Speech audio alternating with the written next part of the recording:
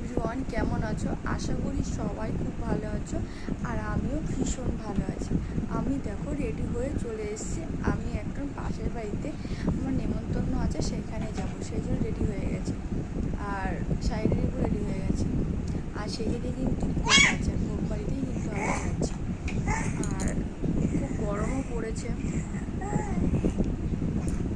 আর দেখো এই গরমের মধ্যে ভালোও লাগছে না, গরমের মধ্যে তাও যেতে হচ্ছে, গরম।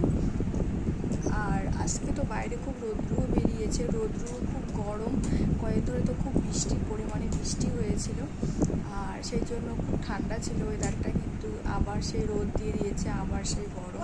তো আমি এখানে যাব। তো সবাই ভালো থেকো, সুস্থ থেকো।